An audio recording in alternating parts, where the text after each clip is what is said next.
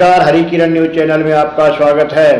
राजस्थान में मरु प्रदेश के निर्माण की मांग पर लड़ाई लड़ने वाले कद्दावर नेता जयवीर गोदारा को भरोसा है कि केंद्र सरकार एक दिन मरु प्रदेश अवश्य बनाएगी।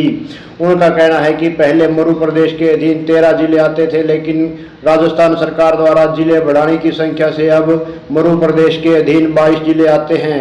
इन जिलों को मरु प्रदेश के रूप में मान्यता देने से छोटा प्रदेश विकासशील प्रदेश सार्थक होगा। जयवीर गोदारा ने हरियाणा के मुख्यमंत्री मनोहर लाल को कमजोर मुख्यमंत्री बताते हुए इनेलो नेता अभय सिंह को मजबूत बताया और कार्यकर्ताओं से उनके साथ देने की अपील कर डाली। वहीं उन्होंने कहा कि जेजेपी को राजस्थान में कुछ मिलने वाला नहीं है। जयवीर गोदारा से कई विषयों पर विस्तार से बात हुई, जिसमें उन्होंने मरु प्रदेश निर्माण व हरियाणा की राजनीति पर भी विस्तार से प्रकाश डाला। सुनिए जयवीर गोदारा की बातचीत। जय मरु प्रदेश।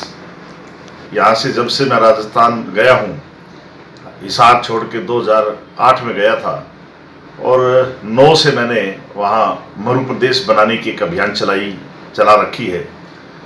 जो पिछले 15 साल हो गए हमारे राजस्थान के हनुमानगढ़, गंगानगर, बीकानेर, चूरू, झुंझुनू, नागौर, सीकर, जैसलमेर, बाड़मेर, जोधपुर, पाली, सिरोही, जालौर को लेके जिस प्रकार पंजाब से हरियाणा बना, तो हरियाणा ने तरक्की की, वैसे ही हम चाहते हैं कि हमारा डेजर्ट का एक मरु प्रदेश अलग बने और उसके लिए हम संघर्ष कर रहे हैं और उसकी लड़ाई जारी है।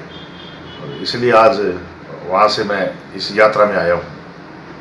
तो 15 साल से आपकी लड़ाई कहाँ तक पहुँची, कितने सफल हुए, इन लोगों को कितना जोड़ा आपने? हमारे 2 बार मेरे को प्राइम मिनिस्टर ने बुलाया है। एक बार नरेंद्र मोदी जी ने पहले बुलाया था, फिर अजीत डभोल साहब के साथ मीटिंग करवाई और उन्होंने भी माना कि ये प्रदेश अलग बढ़ना चाहिए।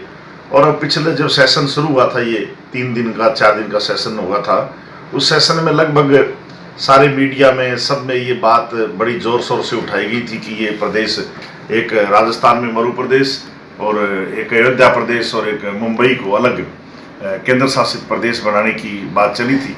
लेकिन फिर शायद ये कनाडा का मसला अड़ गया तो हमारा बीच में रह गया। लेकिन अब बहुत नज़दीक है कि हमारा प्रदेश बहुत जल्दी बन जाएगा। मरु प्रदेश की मांग आप कर रहे हैं और साथ में लोगों में चर्चा ये है कि आप राजस्थान को तोड़ने की बात कर रहे हैं। नहीं, तोड़ने की तो जो खिलाफ होते हैं वो बोलते हैं हम नया निर्माण करना चाहते हैं। कल परसों तेलंगाना बना तो क्या देश थोड़ा टूट गया? हरियाणा बना, हिमाचल प्रदेश बना, छत्तीसगढ़ बना, ये जितने छोटे राज्य बने हैं अपने मूल प्रदेश से, उन्होंने तरक्की की है। तो हम तो अपने विकास के लिए, क्योंकि राजस्थान हिंदुस्तान में सबसे बड़ा प्रदेश है, हिंदुस्तान नहीं दुनिया के 110 देशों से बड़ा ये प्रदेश है, इसलिए तोड़ने की बात नहीं कर रहे। हम अपना प्रदेश अलग बनाना चाहते हैं, नए निर्माण की बात कर रहे हैं, हम तोड़ने की बात नहीं है। कितनी सफलता मिली आपको अपने संघर्ष में अब तक? बहुत सफलता है, हजारों लोग हमारे साथ हैं। मैं तो एक छोटा सा किसान का बेटा हूँ, ना कोई MLA रहा, ना MP रहा, ना मुख्यमंत्री का कोई बेटा हूँ, तो भी हमारे साथ हजारों लोग शामिल होकर के इस आंदोलन में अपने घर से रोटी खा करके हमारा साथ देते हैं। इसलिए इससे बड़ी और क्या सफलता होगी कि एक 800 किलोमीटर के अंदर हमें जगह जगह स्वागत करते हैं, जगह जगह शामिल होते हैं। मरु प्रदेश निर्माण की यात्रा में, संघर्ष में कितने पूर्व सांसद, विधायक, मंत्री या नेता आपके साथ आए? मेरे साथ ना तो सांसद आता है और ना नेता आता है, ना हम नेता और सांसद को बुलाते हैं। हमारे साथ जनता है और सांसद और नेता तो उसके साथ होते हैं जहाँ टिकट मिलती है, हमारे साथ नहीं आते। हमारे साथ जनता आती है और जनता हजारों और लाखों की संख्या में आती है। कितने जिले आपके मरु प्रदेश में जो आप मांग कर रहे हो? पहले हमारे 13 जिले थे, अब अशोक गहलोत साहब ने 22 जिले बना दिए मरु प्रदेश के। हाँ जी। तो मरु प्रदेश की जनता के नाम आपका संदेश, आपकी अपील? मरु प्रदेश की जनता से अपील रोजाना ही करते हैं कि आप शामिल हो इस आंदोलन में ज़्यादा से ज़्यादा, और ज़्यादा शामिल होगे तो एक दिन हमारा प्रदेश बनेगा, और प्रदेश बनेगा तो हमें दूसरे प्रदेश में जा करके नौकरी नहीं करनी पड़ेगी। क्योंकि आज हमारे सारे गांव खाली हो चुके हैं, पानी है नहीं, हिंदुस्तान में सबसे कम वर्षा होती है, तो हमें दूसरे प्रदेशों में ना जाना पड़े, अपने प्रदेश में, अपने गाँव में, अपने शहर में रह सके हम और वहाँ हमारी डेवलपमेंट हो सके। इसके लिए सबसे अपील है कि आप ज़्यादा से ज़्यादा बढ़ चढ़ करके हिस्सा लें। जो एज ए पार्टी मरु प्रदेश के लिए लड़ती है और मरु प्रदेश की मदद करती है, तो इसलिए जो भी अभय सिंह चौटाला का प्रोग्राम होता है मैं उसमें ज़रूर शामिल होता हूँ और उनके साथ हूँ। भारतीय जनता पार्टी और कोई नेता तो आपकी इनेलो रैली में नहीं आता? आप कैसे आ रहे हो? आपकी पार्टी वाले कुछ कहते नहीं? नहीं नहीं, पार्टी मैं मेरा संगठन है, मरु प्रदेश निर्माण मोर्चा मेरा संगठन है और मैं अब उसमें काम करता हूं और मैं इनेलो पार्टी के साथ अभय सिंह चौटाला के साथ हूं। और क्योंकि ये भी एक बात है, हरियाणा के अंदर सबसे मजबूत नेता जो है वो अभय सिंह चौटाला ही है, जो संघर्ष कर रहा है। आज 90 विधायक हैं यहाँ पर, 90 में से एक ही विधायक लगता है, वो ही तो सरकार लगता है और वो ही विपक्ष में लगता है, और तो कुछ बोलते ही नहीं है, ना लड़ते हैं, ना बोलते हैं, ना किसी का काम करते हैं, ना काम कराने की क्षमता है। इन क्या है, वो नेता थोड़ी है, वो तो सब कोई कर्मचारी हैं, अपनी अपनी पार्टियों की ड्यूटी देते हैं। ये नेता तो सिर्फ एक अभय सिंह चौटाला है जो धड़ाके से बोलता है, अपना काम करता है, अपने वर्कर की इज्जत करता है और हरियाणा की लड़ाई जो असल जो लड़ाई है वो लड़ता है। जिन्होंने 4400 किलोमीटर पद यात्रा कर दी, अब फिर यात्रा जुड़ गए, गांव गांव में जा रहा है।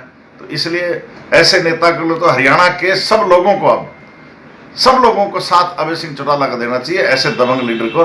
नहीं तो इनकी तो विचारों की कोई सिपाही नहीं मानता, दूसरे नेताओं क्या बात करें। आप भाजपा में लंबे टाइम तक रहे हो, भाजपा का राज लाने के लिए संघर्ष करते रहे हो, और जब भाजपा का राज आया तो आप अभय सिंह चौटाला का साथ दे रहे हो। क्या मानते हैं, भाजपा का जो शासन है, जनता या पार्टी वाले संतुष्ट नहीं है इससे?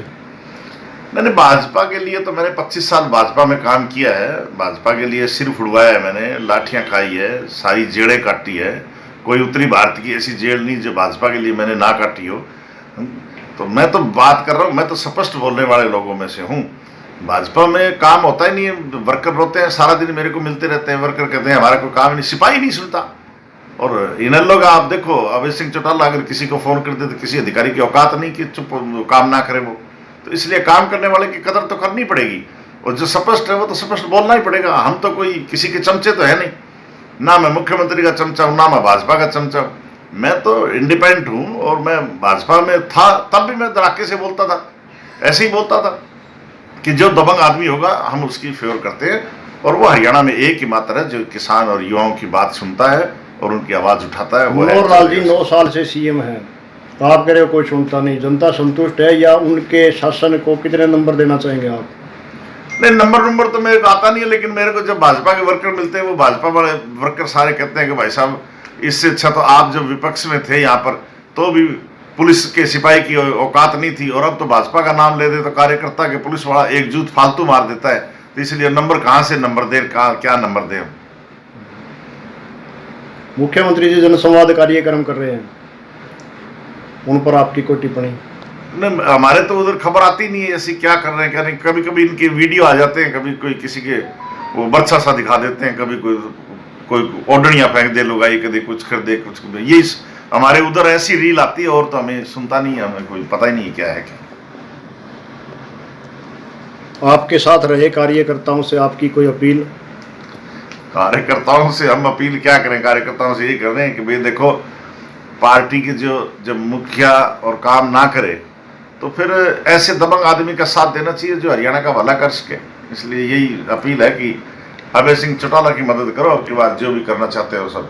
और भाजपा का पुराना गठबंधन भी रहा है, और भाजपा को राज में लाने वाले भी चौधरी देवीलाल ही थे यहाँ पर, तो इसलिए ओपन नहीं कर सकते, तो कम से कम नीचे मदद करो अभय सिंह चौटाला की मदद।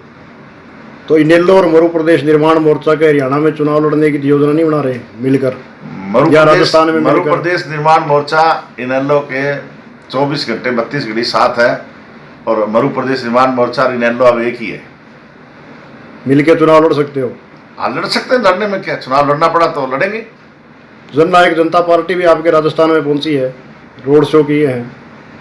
नहीं, हमारे उधर कुछ नहीं है, हमारे वहाँ अभी तक कोई ऐसी इनकी जनसभा कामयाब हुई नहीं। रोड शो तो किया है, दुष्यंत जी कल हमारे परसों नौर भी गए थे, लेकिन कोई खास बड़ा समर्थन मिला नहीं है। वो वहाँ पर कह रहे हैं हमारे चाबी से ताला खुलेगा सरकार का। अरे वो तो वोट पड़ेंगे तब पता चलेगा, अभी क्या पता किसको मिलेंगे, कौन कौन अब टिकट किसको देंगे, चुनाव लड़ेंगे नहीं लड़ेंगे, क्योंकि इनकी 3-4 टिकटें जहाँ इन्होंने घोषणा की थी कि हमें समझौते में मिलेगी, वहाँ तो बीजेपी ने टिकट बांट दी है। तो इसलिए अब अपने को इतनी जानकारी नहीं है अभी कहाँ तक इनका समझौता पहुँचा है, क्या होगा कि नहीं होगा, क्या होगा क्या नहीं होगा।